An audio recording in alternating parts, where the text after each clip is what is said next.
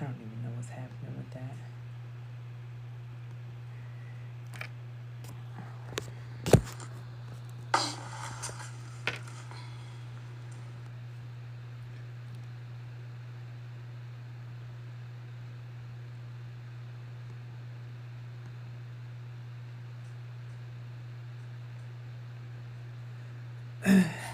Your divine person is telling their friends. What?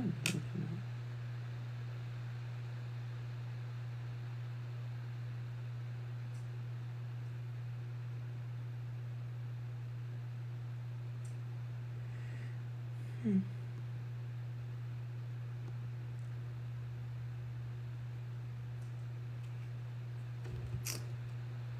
Okay. Okay. All right. All right, y'all. What's up? Come on in. Come on in. I was just getting myself set up. I'm not supposed to go live until about 7:30, but I decided to come on early so I can get set up and do what I gotta do. So listen, I'm not gonna wait for a full house to get started. I'm gonna just go ahead and start talking about it. So as I always say, I only come on. Hey, what's up, Jarvis? Oh, what's up? I'm from Mississippi. I'm not from Mississippi, but I'm living in Mississippi. So what's up? So listen. So like I always say, I only come on if I got something to say, right? So I've been out for a couple of days, not really doing lives because one, thank you for the share, thank y'all for the likes, thank y'all. Hey Diane. And so like I said, I've been training. I'm getting ready for this 30, 60, 90-day program that I'm writing right now. And so I'm doing the actual training of it. So I'm trying to make sure that it's going to be successful. And I just had so much going on. So usually we come on, we talk about purpose, right? Operating in our purpose and being the best version of ourselves and doing what we're supposed to be doing. We talk about that. So, but God just been giving me some revelations lately. And he just been revealing things to me, and it's just been like so on point. Like, you know, when you have your conversation with God, I don't know how yours go, but mine's be just straightforward. It's just be like, boom, I'm going to start revealing things to you, in dreams, and you're going to be interpreting things like that. And I'm like, all right, cool. And I'll sit because I get excited because I know it's a gift from God, and I know when God getting ready to do something in my life, it's about to be big. So that's why I sit and I wait on it. And I wait on it. And then I find myself dwelling on it. And then I'm like, nah, I can't do that. I don't want to dwell on it because when I start dwelling on it, ain't nothing going to go right. So what happened is he started showing me things. And it's a lot of the stuff that I be teaching y'all. I teach y'all everything. When God showed me something, I teach it to y'all because that's just what my purpose is. Hey, Michelle, what's up, girl? Thank you. Thank y'all for the likes, shares, and the follows. And so when he teach me something, I always bring it here and I teach it to y'all. So the other day I had a whole revelation because everything is falling into place. But while it's falling into place, things are happening. I'm purging a lot of things. And,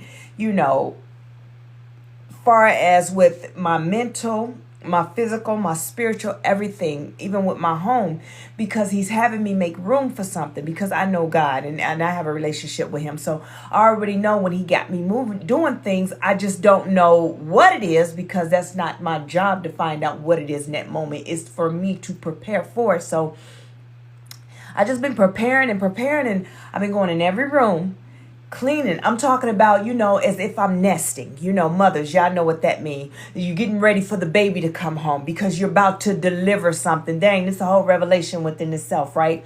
So I keep going in every room, cleaning it out. Okay, that got to go. I got to declutter this. I'm even outside my yard, throwing away stuff that I never would have thrown away, throwing away things in my garage that I never would have thrown away because I'm a yard girl. I like my decor. So I'll pile up on decor because I'm going to use that decor because I got so much property, right? But God said out with the old because I'm like, okay, I got this feeling that I can't have this. Then I went and bought my sons just at the store. I got a wild hair at my butt. I said, okay, let me go buy them some more t-shirts, underwear, socks, things like that for no reason, right? Because they already got some good stuff, right? I make sure they have good stuff. But something about it said I had to do it. And I get up and I go to Target. And if you know me, I'm not the type of person that likes to go shopping. I like to shop in bulk because I don't like to be bothered with folk. I go and I'll order it online because I don't like to be dealing with nonsense. So, but for this time, I just had to get up and go to Target. And I went and got my baby's brand new socks, everything. I told him, hey, throw away all your old t-shirts, throw away all your old everything. Because here I need to replace it with this, except for, my oldest. Well, my teenage boys, they get these fancy underwear. I don't know where they get them from. They order them. They just come in the mail. It's weird to me, but whatever. I'm glad that they're like that. They order their own underwear, right? But they socks, t-shirts, throw them out. They went and ordered them some new underwear and all this stuff. And for me, I done cleaned out my closets. Now, see, I have two closets. One of them is just dedicated to my shoes and my purses, and the other one is dedicated to my clothes. But God has prepared me for something that I do not know yet, so therefore I've been cleaning it out. I've been making room in my closet. I've been making room in my room. Like, I've always been the type of person that, well, if I ever get in a relationship, we just got to get in a house because I just can't see myself moving this and moving that and moving this. This is how I think, right? Because I buy for what I like. You know what I mean? I'm a single woman. So in my home, I bought my home for my liking, my kids' liking. I don't buy my home thinking like, hey, Nye. I don't buy my home thinking like, oh, one day when I get married, because I'm not the man, right? That's what the man's supposed to do. Provide, be able to provide. That's what the world told me needed to do. So then go ahead and do it. But for me, I buy for what I need in the time, meaning that my children, my family. So now I'm cleaning out my dresser drawers. Now I'm making room. Now I have empty dresser drawers. And I'm like, whoa, this is different because everything in my house, if it's a corner, it got something in it. That's just how I am. I like it to feel full. But what I noticed is all these years that I've been decorating my home that way is because I was lacking something. And what I was lacking is that whole emotional support. So I made things my support, because throughout my whole life, after I left home when I was 19 and I left my father's home, I left the place where my father was, where my brother was, where my family was, and I left and I went on about my life during the military. But see, that's what I thought I was doing. But I was going, God was sending me on a journey because for such a time as this. So he was sending me on a journey, and all that time I was going through the different bumps and the different roads, and I was going through the different hardships, and I was going through the different things. And I was like, well, why me, God? Why is people doing me like this? And I'm just pure, because he needed people to mistreat me. The reason why he needed people to mistreat me, because it's not about me. It's all about them, because he has to deal with them, whoever it was. Just continue to be kind. And as I'm going, I'm mad at myself because I'm still being kind. I don't want to be kind. These people treat me any kind of way. I don't want to be kind. And even when I'm ready to snap off, guess what? I'm being kind. I'm like, oh man, and I can get real loose at the mouth, and I could say whatever I want to say, but God told me to be kind. And because I've always been obedient to his word, I always show up in the time that I'm supposed to show up and do what I'm supposed to do, regardless of what people do to me or say to me in the times that I'm going through, or the times that I'm hitting a rough patch. See, the thing is, when I hit a rough patch, there was never no one there. And I'm like, God, why am I always going through this by myself? I can't call nobody when this happened. I can't call nobody when that happened. And everybody that say, just call me. Call me if you need me. My car break down. I can't call nobody. Guess what? I learned how to fix it. Guess what? I got to figure it out, because it ain't nobody but me and my kids. And I can't worry about it. But see, God was trying to teach me that you got me. And the whole time I'm leaning on him, but I didn't know I was leaning on God. I'm just continuing to be obedient. Continuing. Found myself in relationships, friendships, and things like that I did not need for me, but I did those things because of the fact I needed emotional support. But at the time, I didn't know that's what I needed. I didn't know what I needed. All I know is that I'm lonely and I'm going through, and people mistreat me, and I ain't got no family down where I'm at. Right? And so I'm willing to be friends with anything. I'm willing to date pretty much anything, because I'm looking for something to protect me. And the whole time God got me on this journey, and guess what? It ain't about me, but I don't know this yet. I'm still going through my journey. It's a journey that I have to go through, and these people are coming into my life, and the reason why they're coming into my life, because they have to. the prophecy must be fulfilled. Regardless of how it is, the prophecy in your life, whatever it is, it has to be fulfilled, but you have to go through it. And so all these years, I get up to now, I'm 44 years old, and I'm sitting here still single, still, I got my boys still, right? I'm still climbing the ladder. I'm still doing these different things. I'm still being successful. I'm still giving out love, but something happened when I was 42. See, when I was 42, I went through that dark night of the soul. When I was 42, I had to face my fears, my emotions, because no one can support me emotionally until I learned that I have an emotional problem, that I am emotionally unintelligent. I don't know. We talk about this, and I can go down that loophole again with you, but I'm not going to go there. See, the thing is, I didn't know what I didn't know. But it was when I finally started to heal and still healing that I realized that, oh, okay. I was loving people unconditionally, and that's what I'm supposed to do. However, I was loving them from a place, but I was broken. See, I was giving everybody everything that I wanted. I wanted you to pour into me, so I'm going to pour into you everything out of my cup, and I'm going to pour into you. And this is where we have to get to the point of understanding what is emotional support. You know how I teach you that women, they go inward and they heal, men heal the outside by cutting off everything. And when they come together, the woman goes inside, she heals his heart. And then he heals the outside of her by protecting her, right? So here I am, a woman that have everything. I can do everything by myself. I can go buy the things that I want. I can do the things that I need. I just didn't know what I was looking for in a significant other until God revealed some things to me. So let's talk about it. So what he's been revealing to me is that, first, everything is from the mindset. We talk about that. Set your intentions from the mind. What you process becomes your truth, right? But what are we processing? That's the thing. What are we processing? We sit around, thank you, hi. Listen, we sit around and we say these things like, I want a man that's going to do this. I want a man that's going to do that. But yeah, you want this man to do all this for you and you have nothing to bring to the table. Yeah, you got a good job, but your mental is gone. Yeah, you got a good mental, but you lazy. See, when it comes down to it, I had to focus on me. He had me reel it in. Come on. Because he already changed my name. I'm Coach 9 now. Because he's been coaching me. Because the time, my hour has come.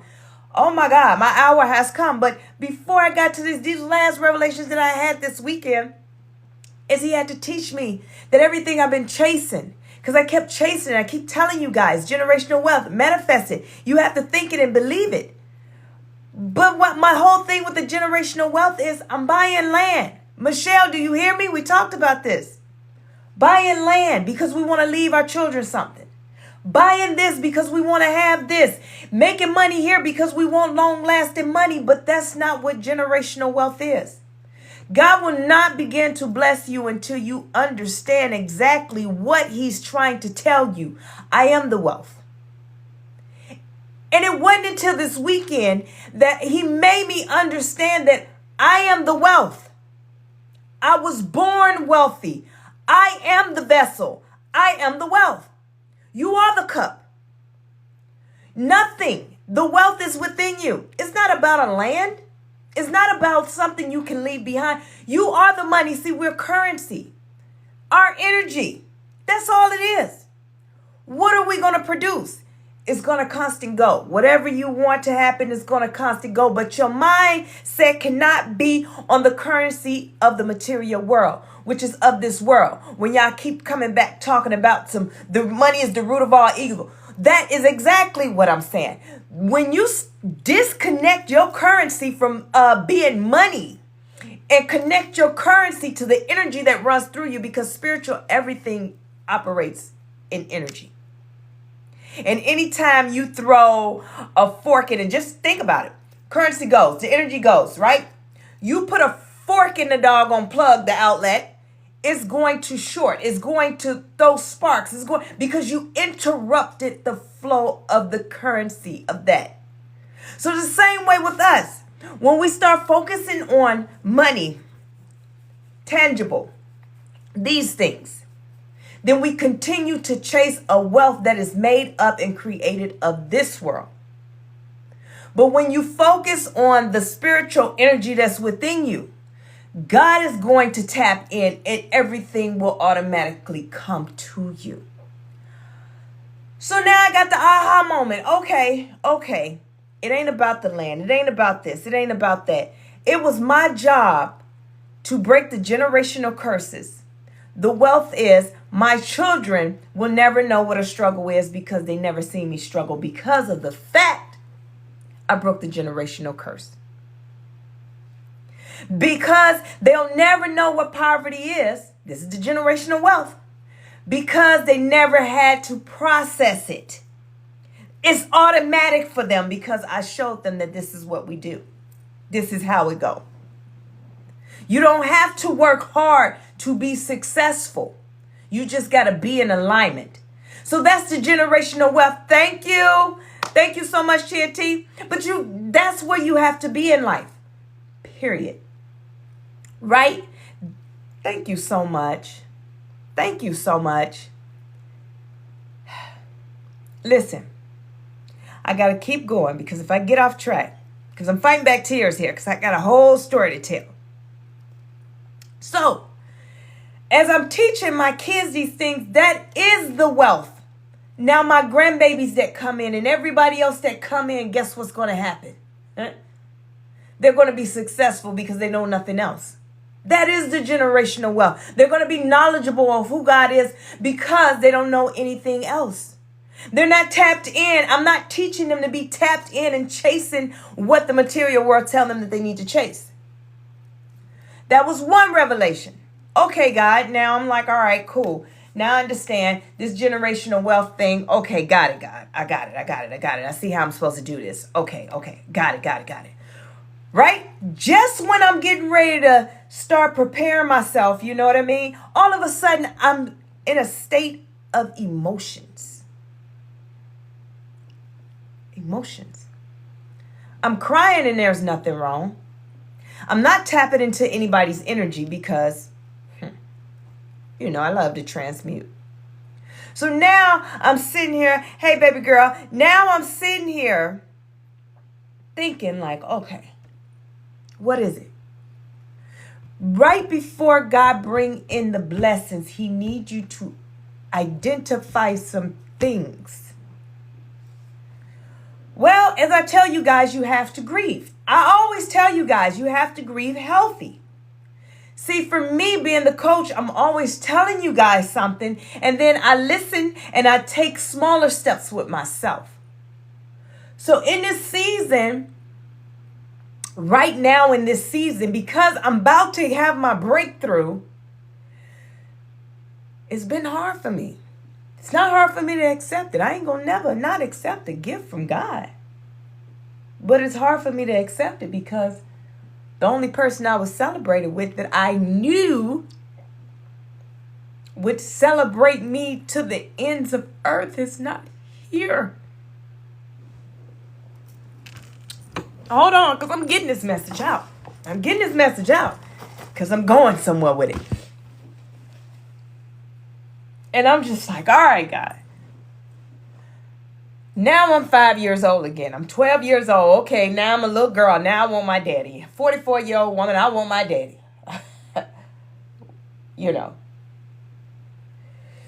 So, God, what is it that you need me to do in this moment? Do you need me to cry? Nope. I need to show you something. Because he's already shown me that he's about to present my Boaz, right? The one that's going to heal me. Because as I always tell you guys, you'll heal, but it's some things you can't heal until y'all come together, right?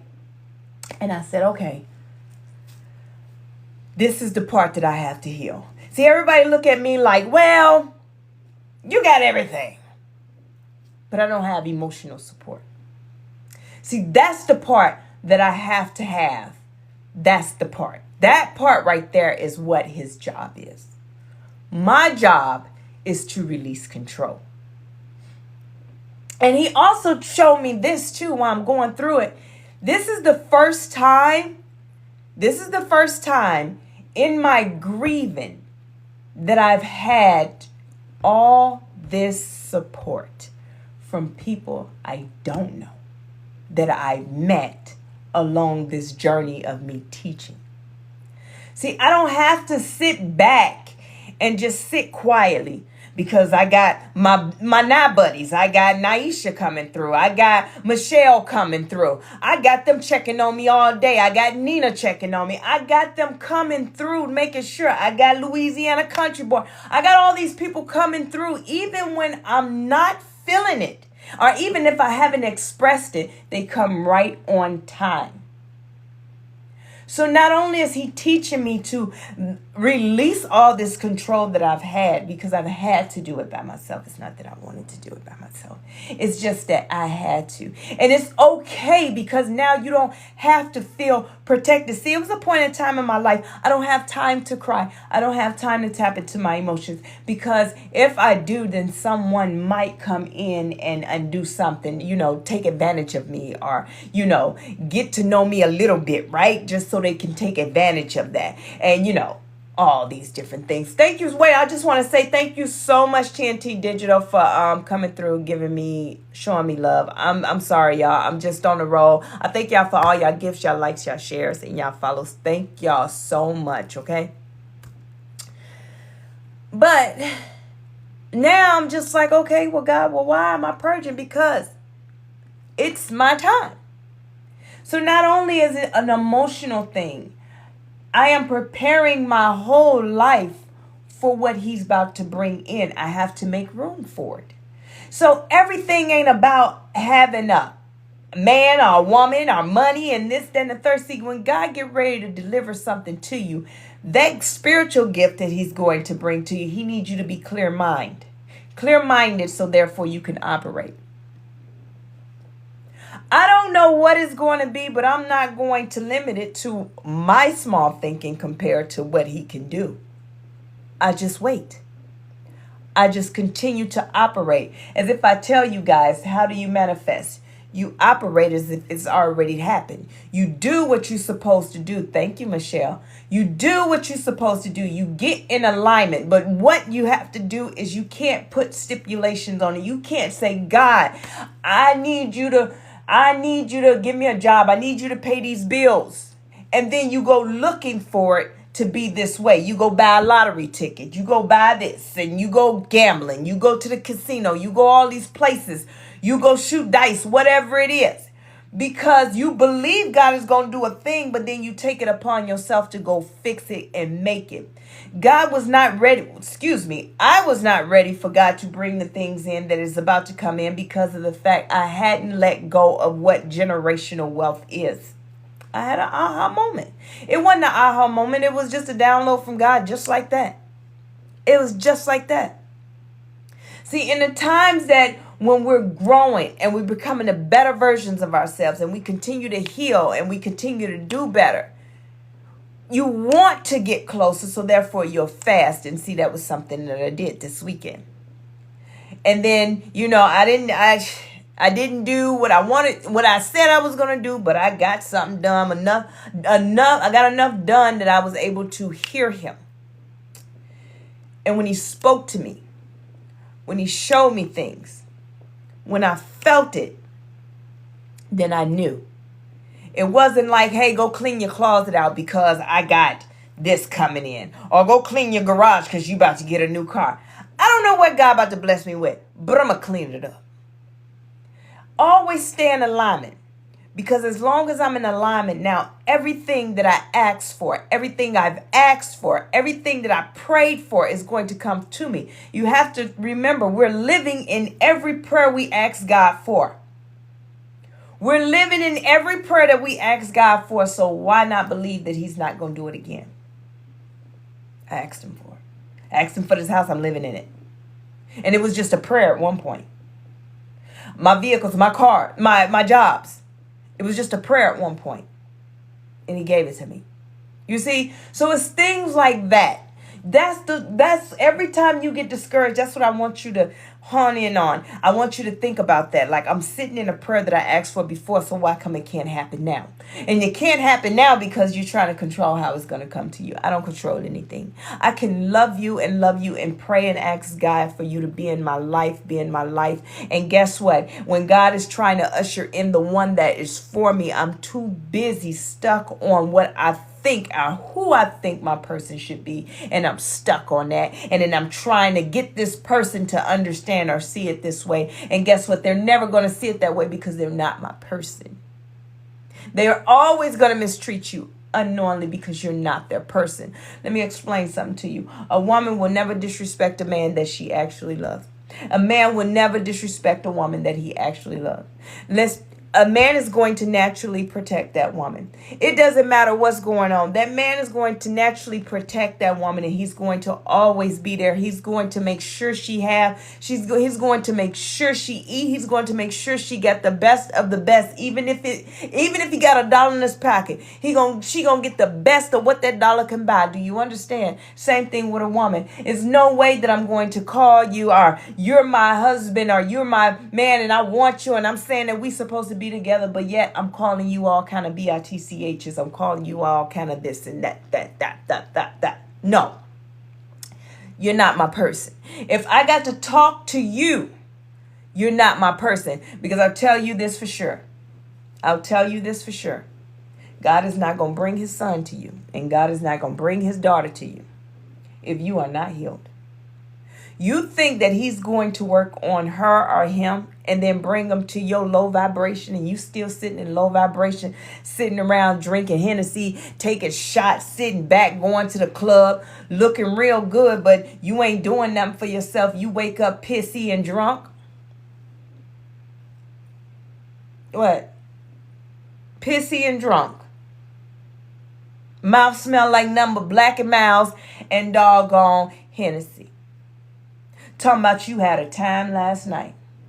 Talking about you had a good time at the club last night.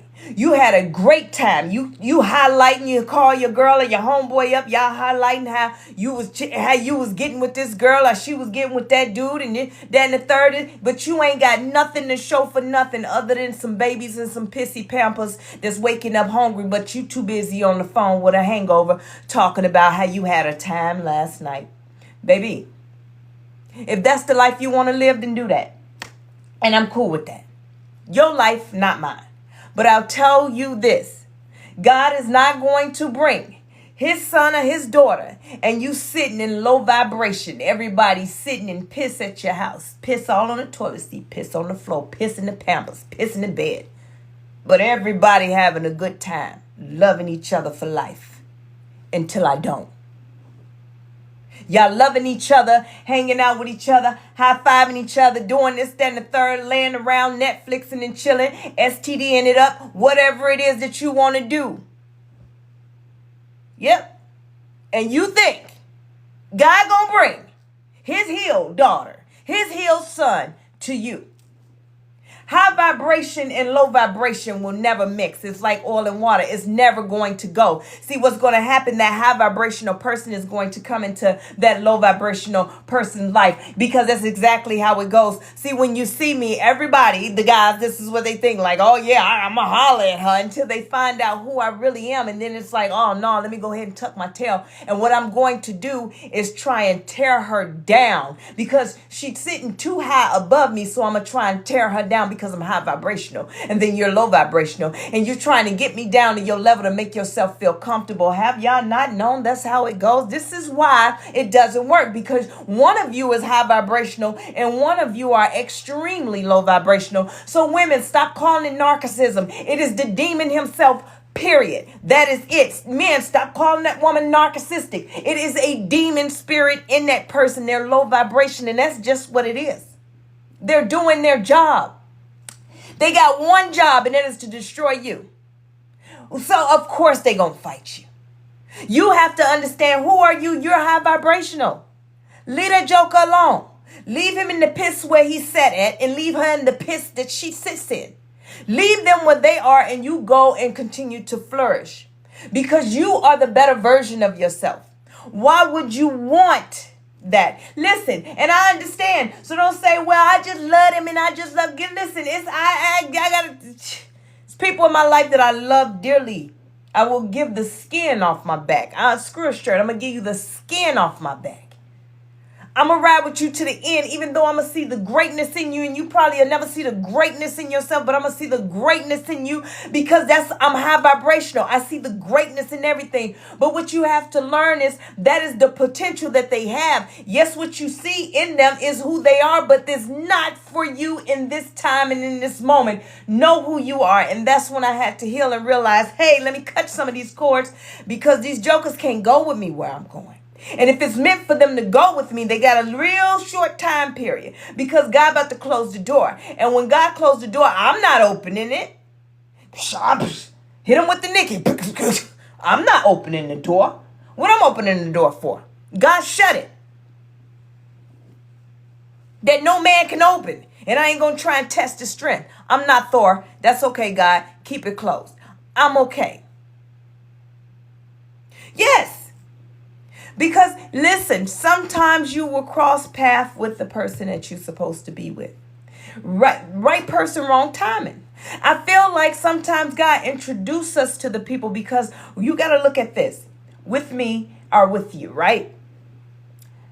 Say if it's you, the low vibration, I'm high vibration. And God, you are my soulmate. God will bring me to you. Bring you to me. Let's put it like that. Because what's of God, God will always bring it to you. And y'all just ain't going to work it out. Maybe at that time, you were supposed to come into their life to trigger them into healing. We don't know. I don't know. But I tell you this. The healing that I went through, and looking back, like I told you, when you go through the dark night of the soul, and when you come out and you start to heal and you sit back and you think and God showed you and show you how people did you, and now all those feelings that you never gave it a feeling, and he's letting you give it a feeling to it, and now you want to go back and fight them, or are you going to go and heal? I chose to heal, but right now, because I'm doing the purging, I had to tap into a whole nother side of my emotions. See, it's levels to this. We talk about matching the right feelings to the right emotions. The right emotions to the right feelings. But it's something about that hurt. See, I was able to speak to the different feelings and emotions. I was able to do that. Thank y'all for the likes, shares, and the follows. Thank y'all so much. Thank you, Chapo. Hey. But I guess I avoided hurt. I don't like it. I don't like the word hurt. Just the word itself. So that's what I had to purge that. Now I got to tap into it, and I had to be honest and tell people that I loved that they hurt me. The problem is with that word hurt. With that word hurt, I tapped in something in Jeremiah, as we talk about, weeping. That word hurt is attached to the word weeping. So, if you go in Jeremiah, read that, it talks about mothers teach your daughters how to weep. And what weeping is pretty much having a conversation with God. It's pretty much you're praying for somebody. You're pretty much crying out. Those tears, you're asking God for a thing, but you're asking him from a place that you're hurting. It's a different language. See, that's a different tongue. And so I had to weep. And it wasn't the fact that I don't have these people in my life anymore. It's because I had to weep because of the fact I really had to acknowledge I was hurt. So it doesn't mean that this is the part of healing. I didn't have to go back and say, I hate you. A piece of me wanted to. But then now I'll get out of alignment. So I don't hate you. I hate how I feel. I'm not even going to say I hate how you made me feel. No. You have to keep accountability. Self. I hate how I feel. And you heal from it. Now, how do I heal from that? I'm not going to say, you say you're sorry. I'm like, okay, yeah, I forgive you. No. I'm not forgiving you for that. And it's not a bad thing. God said forgive. I know 77 times this, that. But that, God said that is so you won't harvest hate in your heart, which will cause you to sin.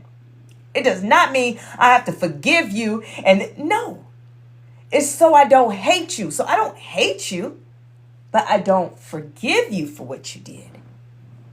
It's a difference. Meaning that I can still love you. People say, but I'm not going to forget. Yeah, but when you don't forget, guess what happens? You end up unforgiving them. Okay, I forgave you, but I'm unforgiving you now. No. So I'm not even, of course I'm not going to forget. You did it to me. That's a no-brainer. I don't forgive you for doing that because it was unnecessary. But that does not mean that I have to, there's a word, as I say, use the right words, attach the right meaning to the right emotions, right feelings to the right emotions, right meaning to the right word, because I don't forgive you, but I don't hate you either. You see, I didn't attach, I don't forgive you. I didn't attach hate to that. I didn't attach harvest anger, grudge, or I didn't put that with that. We had healthy conversations. We can have healthy conversations, and I can say, I don't forgive you, but it is what it is, right? I don't hate you. I don't have a feeling for it. I put it in the undesirable. What do we say about undesirable? Undesirable. There's nothing negative anymore in this world. Because when you say the word negative, you are already attaching a feeling, an emotion, a sense, a being to it. But if you say undesirable, you're not attaching anything to it because you don't care. It's undesirable. I don't care less having this or not. I don't care if I have this. So I don't desire it. So I don't even think about it. I don't say positive anymore. Positive. Oh, that's positive. Because it still gives it a feeling, a meaning, a being to it. It gives something to it. It's just desirable.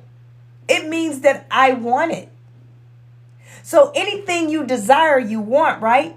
Then you're going to go get that. You're not going to sit around and fantasize about it. You're not going to. It's desirable. That means I want it in my life. So I'm going to fix me so I can get that. Meaning that, hey, men, women, y'all got relationships? You want that? Well, that person's high vibrational. They done went through the healing and they done chose to heal and become the better version of themselves, tap into their Christ-like conscience. They decided to be better beings, right? So what you gonna do to go get that? Do you desire that? Yes, Coach Nah, I desire that. I want that in my life. I want it in my life, but I'm still over here pissing everywhere and drinking Hennessy and doggone smoking Black and Mounds and staying out all night, partying, still chasing skirts, doing what I want to do, this, that, and the third. I'm about to ruin this lady's life. If I come into her life right now, I desire her. And I'm going to come into her life and I'm going to take everything from her. She's going to lose everything she had, any kind of hopes and dreams that she had. That's done with. I'm on that. Any weight goals that she had, I'm ruining that. Whatever it is that she chose to do better for herself, I'm ruining that because I ain't no good. I'm just a pissy drunk over here trying to figure it out. So no, you can't come in her life because you're going to be met right at the door by the Holy Spirit. You know what they're going to do? God is trying to tell you something. Boy, you're going to get smacked down. Period. You can't. You're in low vibration. But I tell you what, if you decide you desire that, you're going to go clean up. And that's the whole thing about healing. It ain't about you, ladies. It ain't about you, men. It's about God's purpose. My healing ain't have nothing to do with me. It had nothing to do with me. Listen, nothing. And the reason why it didn't have anything to do with me is because God needs to use me as a vessel.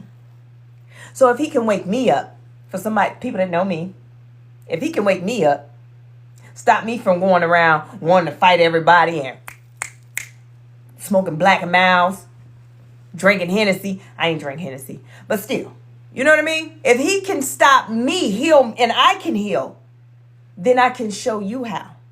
See, it's about you being an example for the next person. It doesn't matter who you thought was going to be in your life. It doesn't matter what you thought was going to be in your life. It has nothing to do with what you want. It has everything to do with his glory, about what he's going to do. So you can pray for all the money in the world. You can pray for all these things, and you can do all these different things. If you are not praying to God and asking him, this is what I tell people to do when they want something. Stop asking for, I want this and I want that, because he'll give you $1 million, but you'll be sitting mad because now you done found out you own some property down in somewhere in the backwoods of Alabama. It's all crusty. You can't put it together. But you asked for $1 million. That property is worth that. But see, what you wanted was this. And now if you sell it, it ain't going to be worth much of nothing, because it needs to mature. Do you understand? Yeah, it's about purpose, baby. That is it. That is it.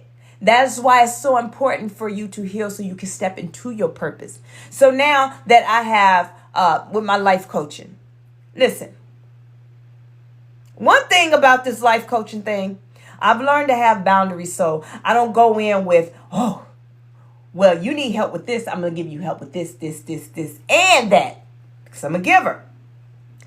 I healed. I got boundaries. I come in with, what is it that you need? Because God is going to send me the people, not me chasing the people. He's going to send the ones that need to hear something that he needs to say through me. Okay, let me tell you something.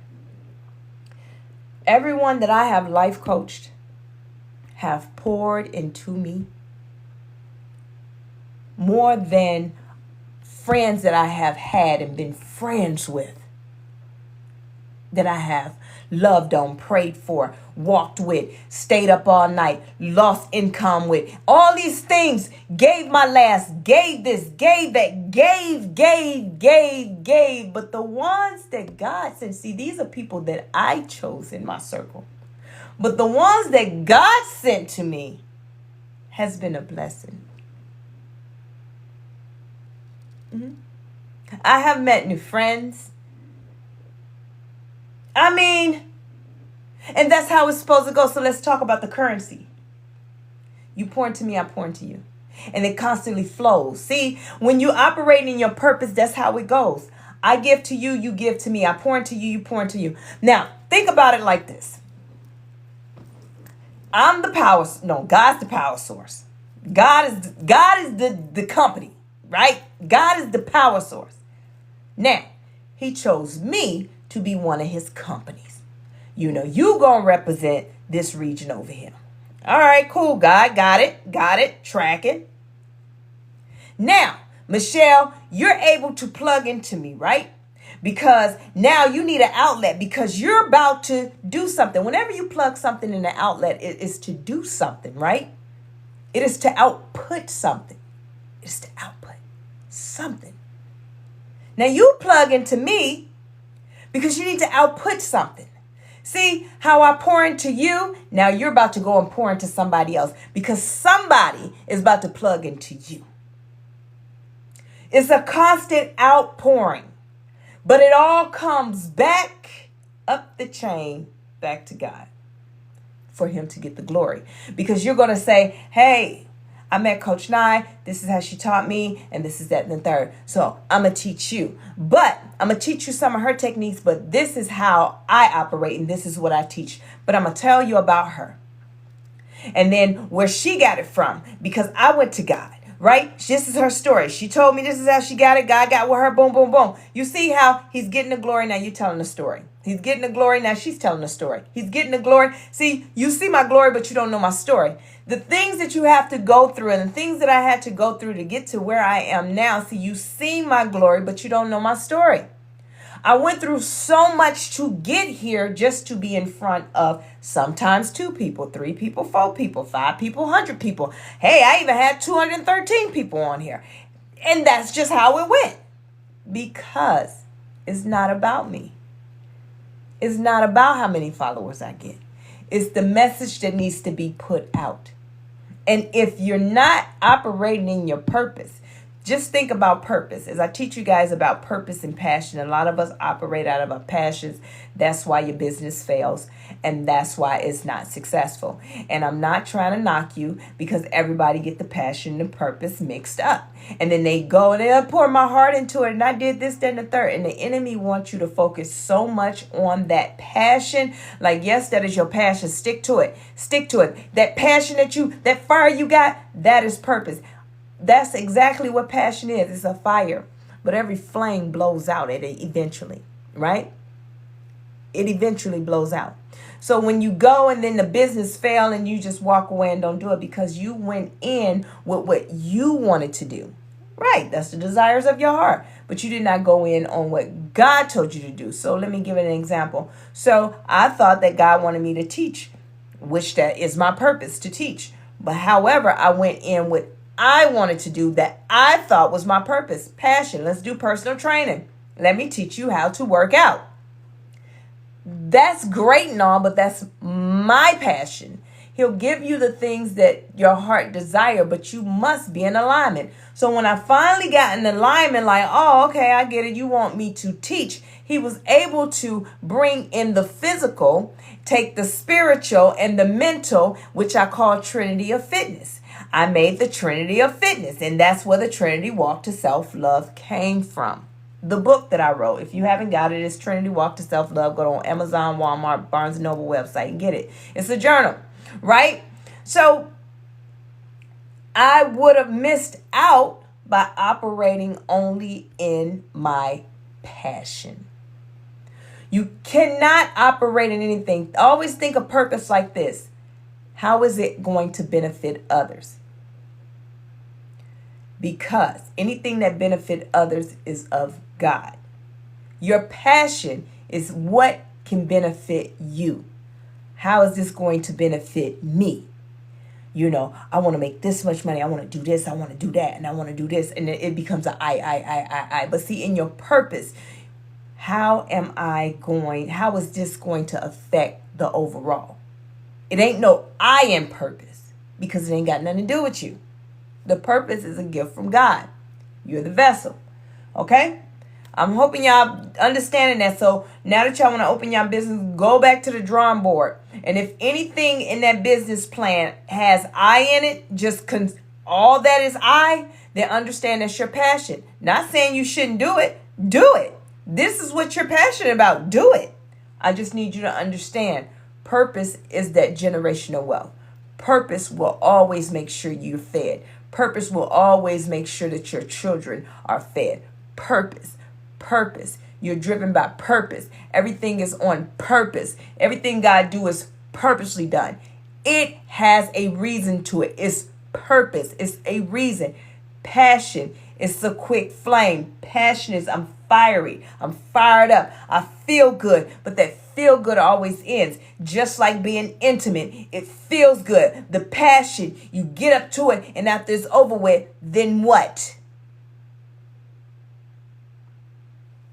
Then what? Hey, I'm about to go home. I left the stove on top of the refrigerator. I gotta go. Hey, but you know what? You stay up though. And that ain't always the men talking. Women, we get like that. Hey. Listen. Hey. I'm not fixing Netflix and chill with you. I'm not going to sit around here talking about some, ooh, babe, where we going? No, I'm out. I'm gone. Holler at me later. Call me later, okay? Come lock this door. But no. But I'm being serious. You know, it's the then what? Never just sit and just have a moment of something. You want it to last. And if it's going to last, you have to allow it to mature. And if it's not maturing, then what? You have to let it mature. Everything with purpose has to mature. Just the same way the enemy will have you saying like, what would it say? Oh, the business, it take about 2 years, and before you can flip a profit, and you can do this, and everybody run with that because the statistics say that a good business owner said that before. The statistics say that, so somehow it became a unwritten law that they said, okay, the IRS is just like, all right, well, we know you ain't gonna get a profit for the next 2 years, so we ain't expecting it. So if you get zero, that's fine. This is that and the third. But after that, then what? We're gonna shut the business down because you should be making something, because now it's just a little project. It's just a hobby. Right? But let's look at that as a passion, because you done already gave us stipulations. Of purpose is going to have to take some time. It has to mature. It has to turn over. And then when in God's timing, because it's in God's timing, purpose is in God's timing. I can't rush it. Man, I be wanting stuff to happen right now, but see, purpose is in God's timing. Purpose driven. It is driven with God's timing. When he needs it to unfold, he has it unfold. He been working on me about this same generational wealth thing for years. Do you understand me? And I just caught on this weekend when he explained to me that it's a mindset. Generational wealth is a being. It is a mindset. It is it's here. Outside of that, move around. Go on work. Stop looking for it. Go take a nap. Because it's not going to birth. And in this season of birthing, as he had me nesting, I'm in my nesting season, meaning that I'm cleaning out and I'm making room for the things that I want. And listen, if you ask God for a thing, then start preparing for it. Period. You can't say, God, I want 9 kids, but yet you won't get out of a studio apartment. Okay. Now, why would I bless you with my children? You want a gift from me? You didn't go ask Satan, Satan, let me get 9 kids. You asked me for something, then prepare for it. Because I already know I'm your father. If I give you all 9 of these kids and you're sitting here in this studio apartment, it's about to be a problem. You're going to struggle real bad. See, a lot of us look at, we struggling. Oh, this word struggle. Jesus Christ. Jesus Christ. This word struggle. Let me explain something to you about this word struggle. Struggle is a mindset. It's not even a thing. It's a mindset. Did you know that? Did you ever think? What is really struggle? It's a mindset. Really think about struggling. So I'm going to take one end of the rope. You take one end of the rope. I'm pulling, you pulling. Either you're going to pull me all the way over, or I'm going to pull you all the way over. Or we could struggle trying to pull each other. Or we could drop the rope and go on and go the easy route, which means that, okay, I don't want to struggle no more. Let me get out of this situation. Drop the rope. It's a mindset. A struggle is what you choose to be in. Listen, I don't want to hear about, I can't afford nothing else because this is what it is. It's not what I'm talking about. That's not a struggle. A struggle means that every time you turn around, you back in poverty, you get out of it. Boom, you out of it. You done got your PPP loan. You done did whatever it was. You done got your Hennessy, went out all night, done pissed in the bed, kids running around in pissy pampers, doing everything else. Everybody drunk, everybody in the club getting tipsy, right? Spent all your money on nonsense. Now you back in poverty. Now you getting it out the mud. Again? How many mud pies you done made, bruh? What is you doing? Has you back in poverty? You had every opportunity to get out of it. But then you go back because it's a mindset. It is a comfort. See, when you come from a struggle and then you come out of it, always remember this. Let me tell you something. Even to this day, I still feel. Another revelation God gave me this weekend when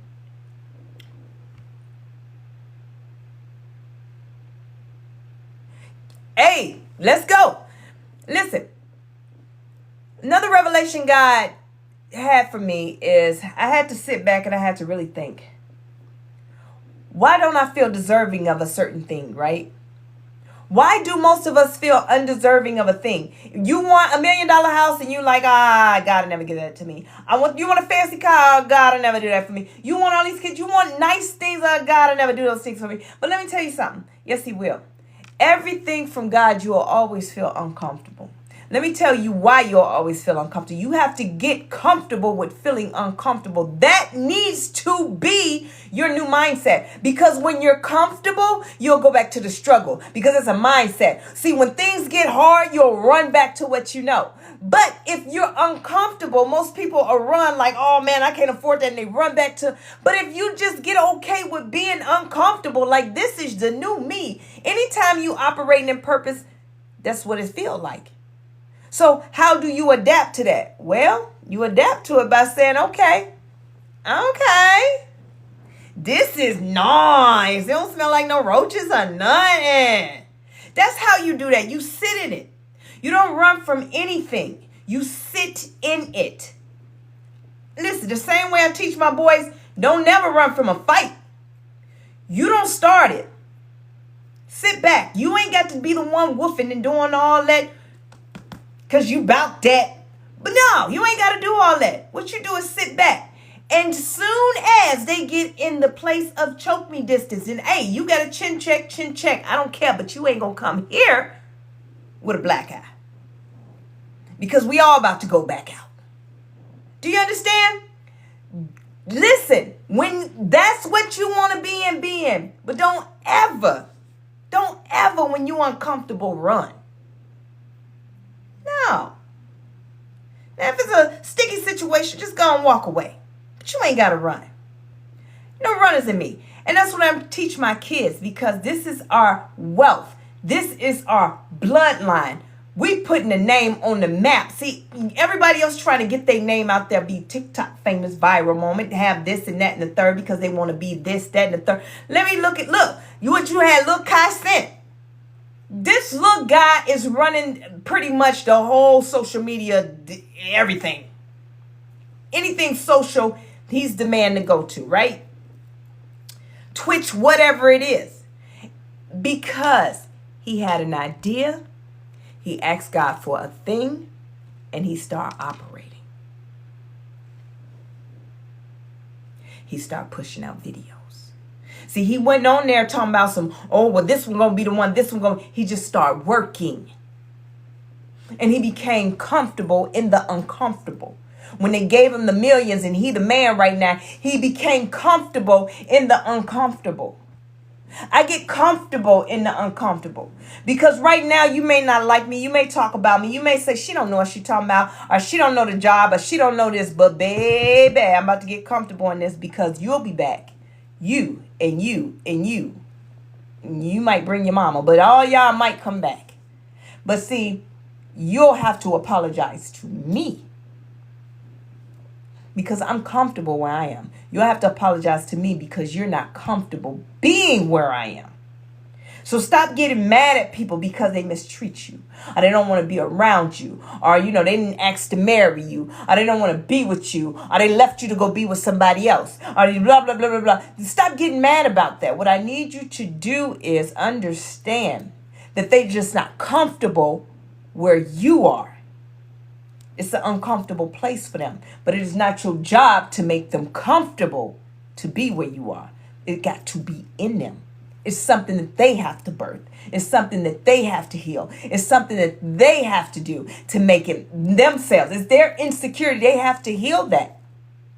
You got to get comfortable in uncomfortable situations if you want to be successful. When you operate in your purpose, God will have you doing some stuff, teaching some stuff, saying some stuff that you like, come on, God. You know. And that's why he don't use us right away. So you'll get those dreams. He'll show you some things when you're younger. Show you that you're speaking on stages and you motivating people and all this stuff. But then you'll be like, man, I wish. But then all the guilt, shame, and everything else, and all of what people might say and what they might do, all the negativity, undesirable things start attaching to that idea. You're like, no. But see, God was just showing it to you. He already knew you rejected. So now he has to take you on your journey to heal. And see, that's what happened to me. He always showed it to me. But now I have to go on my journey to heal. And since I'm on my journey to heal, Now, I'm comfortable being uncomfortable. Knowing that, okay, you want me to say this, you want me to do this, all right, God, it's going down. And I know that they may not like it, but I do know this, God. At the end of it, they'll understand it later. And they always come back and apologize. I don't have to go back to people and apologize. It's one person. And if y'all know her, she was in Louisiana, but I was stationed with her. Her name is Karen Reinhardt. That was it. Listen, let me tell you something. That girl was a friend to me. That is the only person I feel I need to give an apology to. That girl was a friend to me. See, I don't know nothing about friendships because I wasn't raised with girls. I was raised with boys. So, I kind of kept to myself. I had tomboyish ways when I first joined the military. But when I met her, she was she loved me. I was her friend. She loved me like a sister. It was time to deploy. She didn't deploy, I deployed. But we wasn't getting mail like that. So I'm like, all right, cool. I finally get mail. I'm 3 months in, no, almost 6 months into a deployment, and I finally got mail because, the mail was backed up. Finally get my letters, and I'm getting all these mail, and guess what? It's from the phone company. Before I left, I asked her to turn off my phone, gave her my last bill money. I landline, our phones to the barracks. Well, I get a bill, and it's past due and all this. It was past due before I left, but anyway, right? I immediately go ham because let me tell you why I go ham. Because a mutual friend of ours told me that she stole my money and then she didn't pay the bill. But see, she wasn't my friend like Karen was my friend. And instead of me going to Karen, because we ain't got no telephones, we can't call, so I had to write Karen a letter. I wrote her that letter. Signed, sealed from Iraq. Get on back to the States. Went off, told her this, that, and the third, how she, said some crazy stuff. Just to get mail the next month saying that my bill was paid in full. See, I was too busy worrying about how somebody mistreated me. I'm so already in my feelings thinking ain't nobody no good. I'm the only good person around here. Everybody's trying to get over on me. Everybody's coming from me because this is a place where I learned this. This is learned behavior. I came from a place of a struggle and I kept that mindset. But when I got back from Iraq, guess what? She was already discharged out of the army. I never heard from her again, nothing. I never looked her up because I'm too scared she might go off on me. But we was 19, but still. That's the only person I owe an apology to. And if I ever see her, she gonna get that publicly. Because she was a real friend. But because I was in a mindset of struggle. A mindset. But see, those are things that when you grow and you start to heal, you become better, you do better because you're supposed to. You cannot grow and elevate and ascend into your higher conscience or anything or get close to it until you acknowledge all your flaws. The ones you don't like, the ones you do like. To understand that everything is in your mind. You sit back in your mind is messed up. Your mind messed up, baby. Your mind jacked up. Your mind is so focused on, I'm going to get cheated on. You better than. I don't have. This going to happen. And that's going to happen. Why would you want to be in a relationship? Let me explain something to you. I'm not getting in a relationship.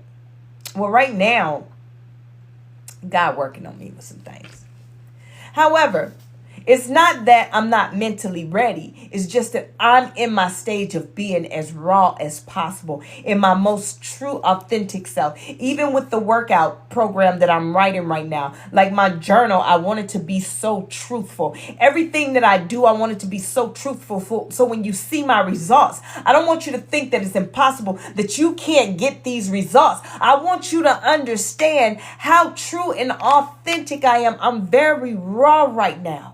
And see, somebody getting hold of me right now, they going to turn me every which way but loose because I don't have the fight in me. Because I refuse and I choose not to fight because I am waiting for God. I'm letting God fight all my battles. And when God sends that man that he has for me, he's going to fight my battles. But right now, I have to sit in this feminine energy and just be raw because what he's about to do in my life, this is how I'm going to be received. I have to be received.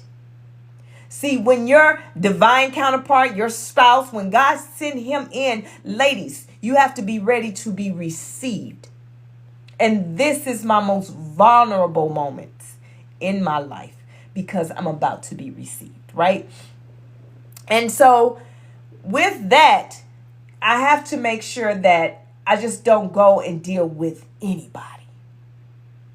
Right now, I'm glowing, my skin good, I'm feeling good, and I've been purging a lot. I'm not gonna say crying. I've been purging and I've been weeping, and not so much just weeping because, oh yeah, with my father, we know about that. I can't even mention too much about him, and I still break down. However, it's not even just that. I have to purge everything.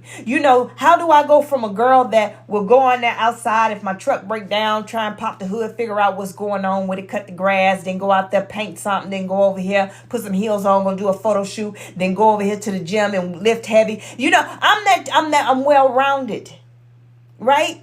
And then I'm that one that still look dainty at times when I need to and do what I need to do. And then I could talk trash or whatever. But at the same time, how do you purge all of that and become just who your true authentic self is, which is a wife?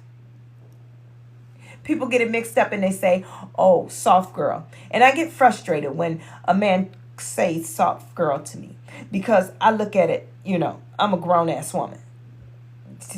This soft girl princess treatment, that's for them little girls. Okay, that's what they want. They want princess, be dainty, do this. See, no, I'm a helpmate. I'm a grown woman. I'm a helpmate. When I say that I want to be taken care of, that means I don't want to do everything by myself. I want to be who I was called to be, which is a helpmate. That is what a wife is, a helpmate. We are not to be walking behind you. We are not to be dependent on you all day. We are not to be looking for you to do something. We're Proverbs 31 women. And Proverbs 31 women says nothing about soft girl, ever feminine energy, none of that stuff. It teaches us the guidelines of go out there, open up a business, you know what I mean? Take care of yourself, know how to make some money, it gives us the plan on how to be a woman. And it has nothing to do with being the best wife for a man because we're going to do that anyway because we're helpmates.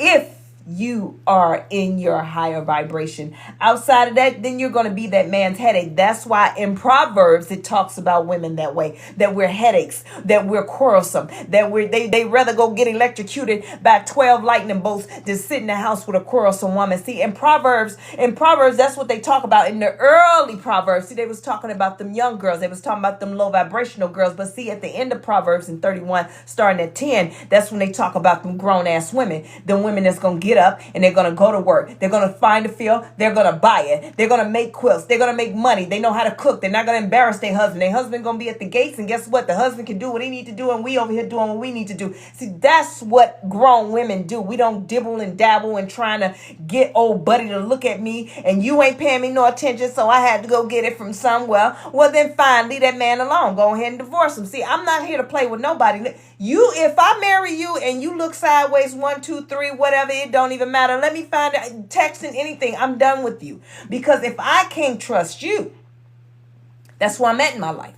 I want to be able to trust the person that I'm with because I go through things. I have things. It's so much spiritually that goes on with me that I need to download it on somebody. I need to have somebody to have my back. But if you out here chasing skirts, you ain't got my best interests at heart and you allowing people to get close enough to touch me. I don't want you. Goodbye. I don't want it. Going out there. If I ain't somebody to play with, because I'm not her. Same way men, women, same way.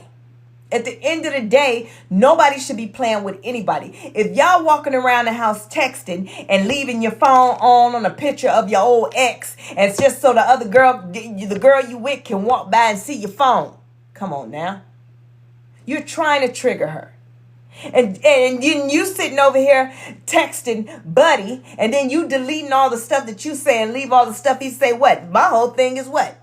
He having a is he special needs? Because is he having a conversation by himself? Is that what you think? That your boyfriend gonna think that he having a conversation by himself? No, he's not.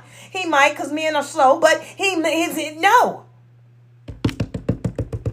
If you really didn't want to get caught, then delete the thread, because this is the thing. The whole purpose of cheating is so you never get caught. So if you got caught, that means that you don't care. That's how I see it. So I don't do it. I'm not going to cheat.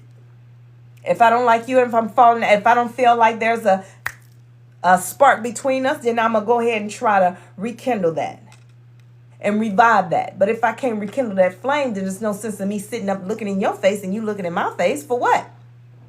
Your flame out, my flame out? No. That's where you have to get to the point. That's why you have to wait for God to send you the one that you're going to send. Because I'm telling you, when God sends that one for you, he's not going to play with your heart. Because he understands the consequences that's going to come behind that. It's not about you leaving. It ain't got nothing to do with you leaving. It got everything to do with how God is going to deal with him. Because, see, I can divorce him and this, that, and the third. Yeah, it'll hurt for a little bit. But God will make sure it hurt for a long, long time. He's going to deal with him internally, deal with his heart. Same way with women. Like I had a cousin tell me a long time ago, she said, I said, well, I just want a man that's not going to cheat. She was like, well, then you don't want no man then, because all men cheat. And I was young. I was in my 20s. I'm like, no, I'm not going to believe that. I'm just not going to believe that. But it just seemed to be that everyone that I picked, yeah, they cheat. But here's the thing. That's the problem. Everyone that I pick. See, everything that I pick hurt me. That's why I don't want nothing no more what I want. I don't want what I want anymore. I don't want anything of what I want, because every time I pick what I want, it hurt me. Now, I don't want to make any more decisions about what I want. Everything that I want, I say, okay, this is what my heart desires, God. This is what I want, if it's in your will, because of the fact he know what will hurt me. And then sometimes I don't get it right away, because he has to go ahead and fix that situation before that person come in, so he won't hurt me. Do you understand? But you got to be a special type of person that want to love and be loved to allow someone in, to want someone in. So that's why I say in this season, I am raw right now and I'm enjoying it. So it doesn't even matter me coming on here I could be telling you and the next person, this person, and they could be plotting saying, oh yeah, so I'm going to come in like this, because she say, but you can't get in. It doesn't matter which angle you come, whatever game you put, whatever it is, God ain't letting you in. These are messages that I have to put out to you guys, because I need you to understand that here I am. I'm just Coach Nye. My testimony is no different from yours. My life is no different from yours. We just look at life a little bit different from each other. But the same story. Sometimes we have different endings. Sometimes it's put a different way. So this is why I'm supposed to come on here, give you my testimony. This is my speaking in tongues to you. This is my speaking in tongues to you, meaning that I need to speak. I need to get a word out that is not of me. It is of God. Your testimony is not for you alone. It's not for you. It's not for you. It's for the next person. That's part of your purpose. Yeah, go ahead. Ask a question, Miss Nika. Yeah. You walking around here with all these testimonies, you ain't telling nobody because you're like, man, it's small, ain't that? But you got to give it to the right person. See, the problem is you go amongst low vibrational people, giving them your testimony. As I always tell the story, you get up in church, right? Anybody got a testimony? You can't wait to tell your testimony. You done practice. You cannot wait, because it is big, and then don't nobody clap for you. They was just hooping and hollering for somebody else, but they don't clap for you, and they just like, okay, God bless. All right, pass the mic to sister Juanita. Yeah, Geraldine, get the mic on over there. Deacon Geraldine, but get it on over there. And Willie Earl. You go Deacon Willie Earl. Go ahead and tell me your testimony. And then as you see, and they just skip over yours, and now you're sitting around like, oh man, maybe it wasn't that big of a deal. And then you downplay yourself, and then it keeps you quiet. See, that's what the enemy wants. And the reason why he does it that way, because if anybody, the right people that was supposed to hear your testimony would have heard your testimony, they probably would have healed. And if they would have healed, then he'd have had to work overtime, because the enemy going to always do his job. No. Your testimony is for the people that God is going to bring to you. You'll know when to speak it and not speak it. I met this man of God. We talk every night because I work nights for 3 hours, but in the daytime, no. Uh, okay, I met this man of God. We talk every night because I work nights of 3 hours, but in the daytime, no. Okay, so daytime, no check in while he at work.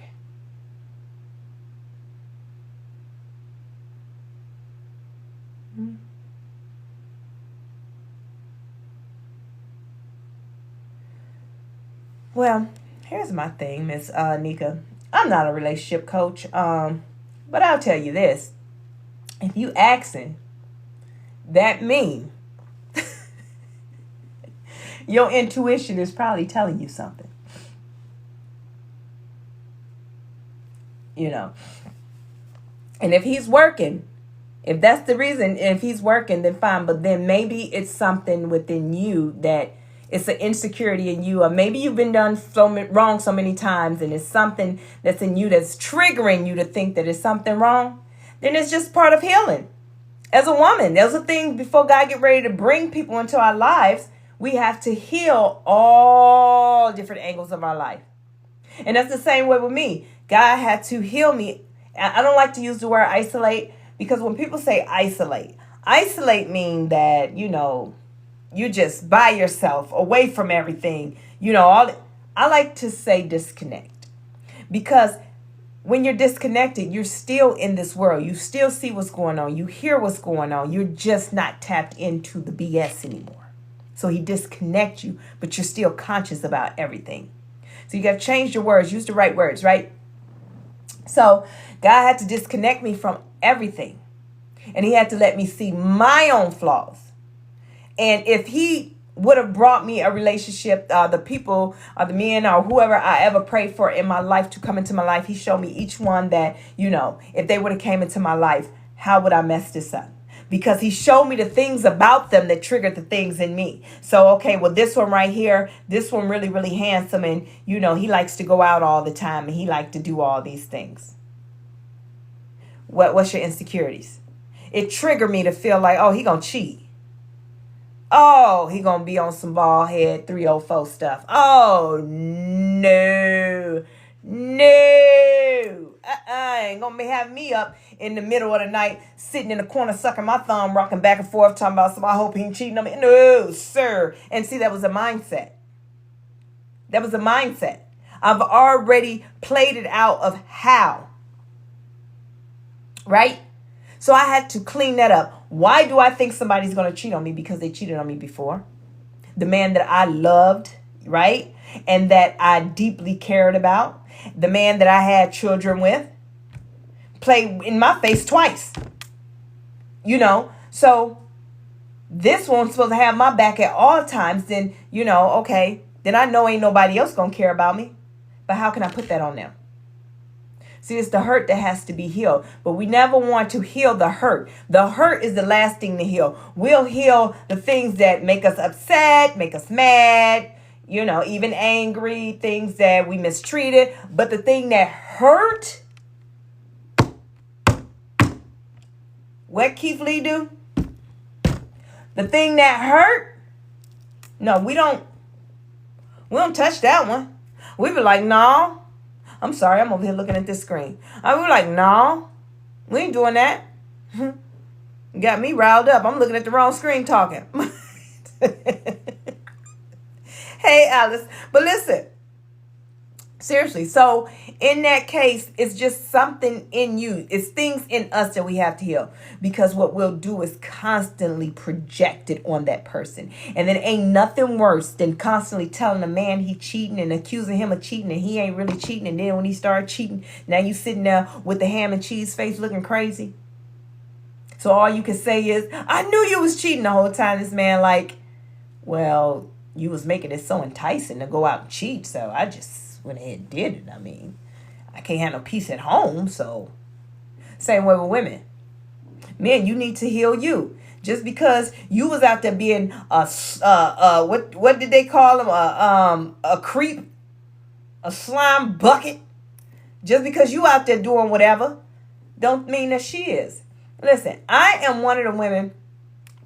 Yes. So when I'm single, I have male friends. And when I have male friends, I categorize them in where I want them to be. So if you make me laugh, you my laughing buddy. I'm going to call you when I need a good laugh. All right, my laugh over with that. And if I want to be in a situationship, then in this season, this is what I want. Like, this is what I want from you, and this is what you want from me. Okay, we're not going to cross the lines. This is what we need. But what happens is sometimes we may end up liking each other. Sometimes we don't. But what I have, what I'm bad at, and I had to learn to heal that is, because after that season is over with, my whole thing is no contact. You don't even exist. I just forget I was even talking to you. I forgot we was in a relationship. Dang, we said we was going. I forgot. And I'm not being funny. But that's me single because I don't believe in cheating. I'm not going to cheat. Because cheating, my dad told me, never play with a man's heart because that's how you can get yourself messed up. You don't play with a man's heart. And I never play with a man's heart. It is what it is. However, so in a relationship, when I lock in, I just lock in. It's not a thing of... So I think this is what get it twisted, because if I'm dating and if we're dating, right, and then we decide to be in a relationship and dating, I don't know. I think I go for people that I have to pretty much, I guess, chase in a sense, right? I don't know what that's about. But that was something, anyway, that's something I had to heal. Because the thing with it is, I grew up with all boys, so that's how I live my life. I was around men all my life. So my thing was, okay, I chase, right? And then after we get together, it's like, I don't like you. Like, put him back in the water. Let me go back fishing. That's how I used to be. But anyway, doesn't matter. Blah, blah, blah. But as I healed, now it's more of, we have fun in the dating, but when it's relationship time, I kind of get in my own world. Like, I have my own world. I'm not the partying going. I'm not doing all that, but I have my own world where I like my peace. But yes, I like family time. Like, I'm well balanced when it comes to family and me time. So it's not going to be, we was doing all this. Nah. Chill out. If I ain't calling your phone, it don't mean nothing wrong. It don't mean I got a man. And that's where they get it confused from. Like, oh, no, you must be cheating. No, I'm not cheating. I just seen you. Like, you coming back. Call me later, okay? But listen, it's getting comedy hour up in here because I get to cutting up. But no, I'm just saying, like, know your boundaries, know what it is you want, and you want to be with a person and be with a person, but understand what vibration you're in. Don't be in high vibration and then go trying to date low vibration. It's not going to work, right? So work on your own insecurities and heal. So I'm glad we had this conversation. I came on here to do what I said I was going to do, which is to give the revelation of what God showed me and what I've been going through. And in this season of what I got going on in my life, I'm grateful and I'm thankful, right? Because you guys get to see everything unfold. And for the ones that's been following me from day one, just things unfold, and I get to share these things with you because it's not about me. It's about you believing a thing to be true, and then you adapt that and you become a better version. You pour into yourself, you heal, you self-love, things like that. If you haven't got the book, it's Trinity Walk to Self-Love. If no one told you today, I'm telling you right now, I love you, I love you, I love you, and I'm super proud of you. And if you chose this platform, that means that you're either ready to heal, you are healing, you just needed that push, then I'm your coach. First session of life coaching is free. Book it under consultation. My link is in the bio. The book is on Amazon, Barnes & Noble website is a journal, Trinity Walk to Self-Love. My website got some other things on there you can look at. You can go subscribe as well. The YouTube videos, these lives get uploaded on the YouTube videos, and the podcast season 2 will be available on YouTube as well. But season 1 is up there.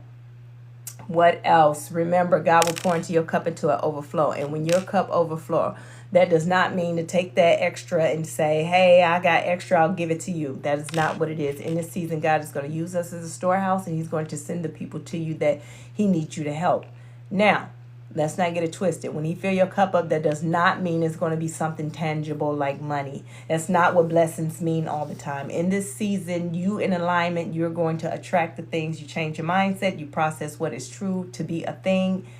You become that, and you'll attract your finance. You got me saying finances, but your blessings and your anointing, everything that is for you is going to come to you. Okay, so let's get that out the way. So remember, pour into yourself before you pour into others. And thank y'all so much. Melanie, thank you so much. I thank y'all for the gift, likes, and the shares. I love you guys. Coach Nye out. Bye.